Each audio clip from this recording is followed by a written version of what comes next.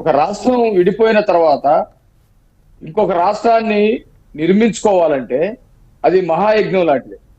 నిజంగానే మన భారతదేశం పురాణాలతో కూడుకున్నటువంటి భారతదేశం కాబట్టి యజ్ఞాలు, యాగాలు, దేవతలు, రాక్షసులు ఇవన్నీ కూడా మనం నిరంతరం వింటానే ఉంటాం. దేవుడికి ఎంత శక్తి ఉంటుందో దయ్యానికి కూడా అంతే శక్తి ఉంటుంది. మంచి వాళ్ళకి ఎంత శక్తి ఉంటుందో దుష్ట శక్తులు కూడా అదే శక్తిని ప్రదర్శిస్తాయి. అంతిమంగా గెలిచేది మాత్రం దైవశక్తి, మంచి అనేది చివరిగా గెలుస్తుంది.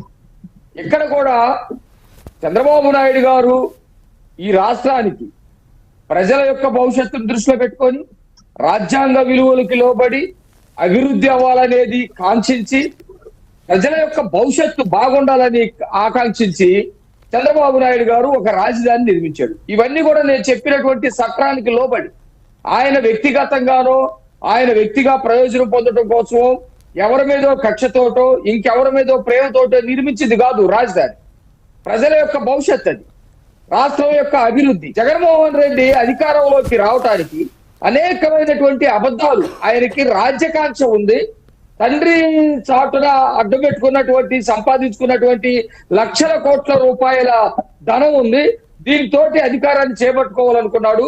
కొంతమందిని చారు తీసుకున్నాడు, కొన్ని అబద్ధాలని ప్రచారం చేశాడు. అధికారంలోకి నిజంగా ఇలాంటి వ్యక్తి వస్తాడని చెప్పేసి ఎవరు అనుకోలేదు.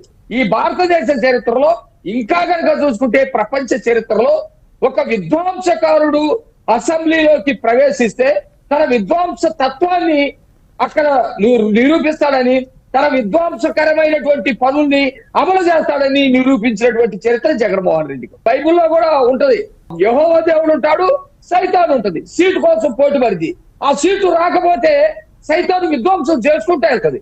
జగన్మోహన్ రెడ్డి దేవుణ్ణి స్మరిస్తూ సైతాను పనులు చేసేటువంటి వ్యక్తి. జగన్మోహన్ రెడ్డి ఒక రాక్షసుడు లాగా దీనికి అడ్డం పడ్డాడు. ఇక్కడ నుంచి అడ్డం పడనటువంటి పరిస్థితులు చట్టపరంగా చేయడానికి ప్రయత్నం చేస్తాం.